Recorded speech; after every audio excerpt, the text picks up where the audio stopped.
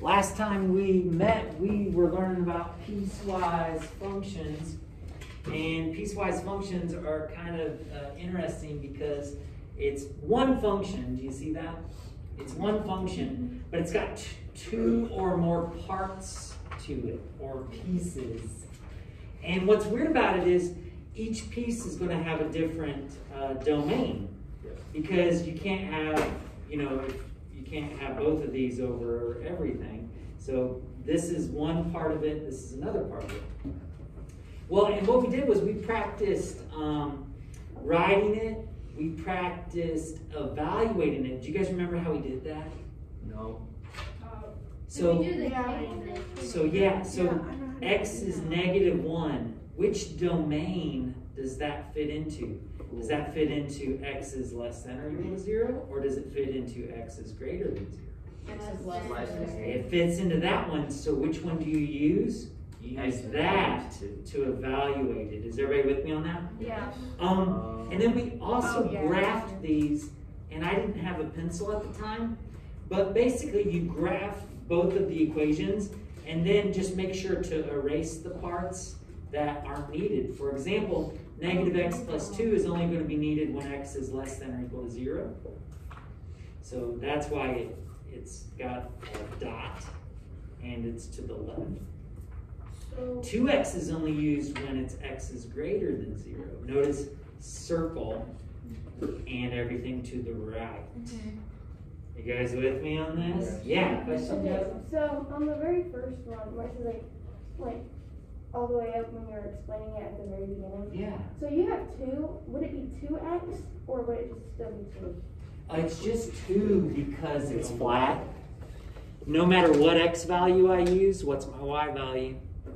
2. 2. But I just didn't know because on the other one it says 2x plus 1. Yeah, and see how it is different though? Oh yeah, because it doesn't have a slope. Yeah, it's got a slope. Yeah, it's got a slope. All right, I tell you what, let's flip this over, see what else we got. Wait, distraction. Yeah. So will the will it tell you what it wait, hold on. You know the example under the graph, the first one, the one where it says evaluate the function. Will that be on the quiz? Oh yeah, I mean it should be. Okay. Yeah. Good. Yeah. If it's not on the quiz, it should be on the quiz. It should be on the test. Yeah. Okay. Yep. Because I'm very bad at memorizing stuff. So. Okay. Yeah. I don't know what you would really memorize there, other than the fact that you just got to know that you use this based off of the domains, right? Whichever domain it fits, that's the one you use to evaluate it. So these last examples say write a piecewise function for the graph. So this is basically what we started off doing, right? So I'm going to use a pencil because that's what the math people do. So basically you're going to write an equation for this and for this, and then you're going to decide about like domain stuff. Oh, Robert, do you need a copy of this? Yep. So yesterday's is recorded, so you can access that later. So what would be the equation for this ray over here on the left? Yeah, what you got, Adelaide? Y equals -1x minus 2. -1x minus 2. Do you guys agree? Do we have to, can we put -x or do we have to? Oh yeah, you can totally do -x, yep. I thought you were right. Yep. And then on the right hand side, what's the equation? 2x minus 3. Y equals 2x minus 3. Y equals 2x minus 3. Is it Adelea on fire? Yes. I think so. You Yeah. She actually understands math today. That's good. That's good. Okay, so basically, we're gonna have, whenever we write these piecewise functions, we'll go ahead and write f of x, and then are you guys good with this little bracket thing? No. And I'll tell you, yeah, they don't have to be perfect, but you almost always do the one, you basically want to do the left-hand side first. You want to go smallest x values to biggest x values. So let's put this one on top. So we'll write negative, and I like what John said, negative x minus 2. Makes me feel a little smarter. And then we'll do 2x minus 3, okay? But we gotta tell whoever is reading this when to use negative x minus 2, when to use 2x minus 3. So how are we gonna tell them when to use negative x minus 2? Wait, x, the top, the left one, X is less than or equal to 0. When x is less than or equal to 0, I agree. And that's that part's domain. So any x values that are less than or equal to 0, you're going to use negative x minus 2. I get it. And then what would be the domain, or how would we tell somebody when to use the right hand side? X is greater than 2. X is greater than 0. Could it be greater than or equal to? No, open dot. Open dot. And also, let's think about this for a second. If they were both closed dots, would this be a function? No. Remember the rule for something's a function? Each input has to have exactly One output. So if these were both dots, that would mean our input of 0 would have how many outputs? 2 outputs. So And that would not be a function. No, it would not. So one way to kind of double check when you're graphing these, if you've got a dot, it better be accompanied with a circle. Does that kind of make sense? Yeah. For it to be a function. All right, so this last one's pretty exciting because check it out. How many pieces do we have? 3. We have 3 pieces. So we're gonna have to write equations for everything, right? yes. And then, oh, this is gonna be exciting. This is gonna, yeah, I'm really excited about it. First of all, what's the equation for this left-hand side? Negative y equals negative 2. Can I just say What is it? Equals negative x. Is it negative x? No. Yeah. Negative x. Oh, now this is tricky though. What's the y-intercept? 0. Well, no, it's Oh, wait, not. no, if you continue. So what we're gonna have to do is Negative 2. Go ahead and continue it out. Do you guys see how the y-intercept would actually be negative 2? Now, it's not this negative 2, right? That's the x-intercept. But the y-intercept is negative 2, isn't it? Yes. So be prepared for that. Sometimes to write your equation, you're going to have to like extend things out a little bit and find out what your y-intercept is. I have a question. Yeah. Okay, I'm confused on how to find The slope? because I know Yeah. I get confused. Okay, so the slope, you can look at places where the line crosses the grid nice, and then just think of a slope triangle. To go from this point to this point, do I need to go up or down? Down how many? 1. So that's negative 1, and then over how many? 1. But like on the other one, you could whenever you guys did it, I did 3. Which one? This Or one? 1 or whatever it was. I did 3. Like So- I just don't. Oh, get it. okay, so you could maybe see it like this. You could say, I'm gonna go from this point to this point. That is down 3, right? That's down 3, but how far over is it? 3.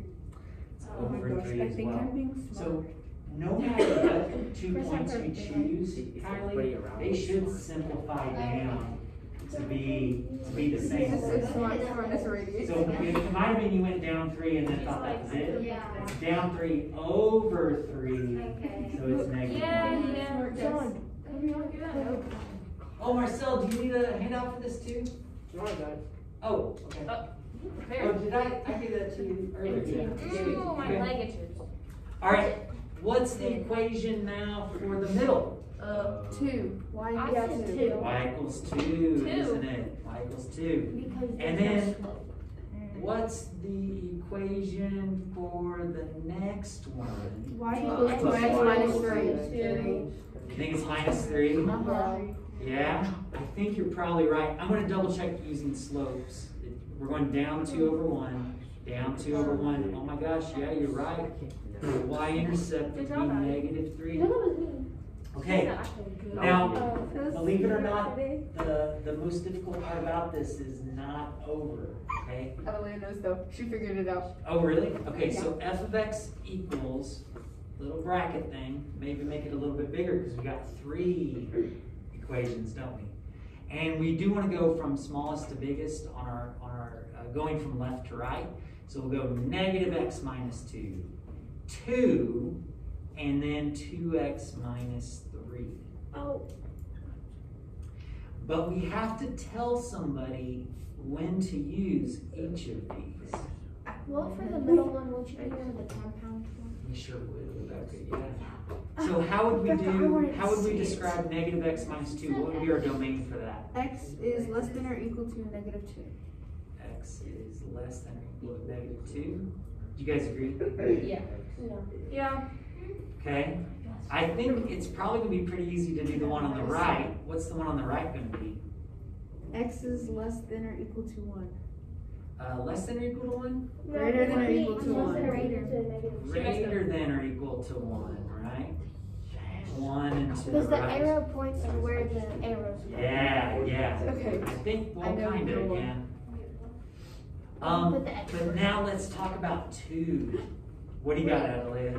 -2 is less than x and greater than 1.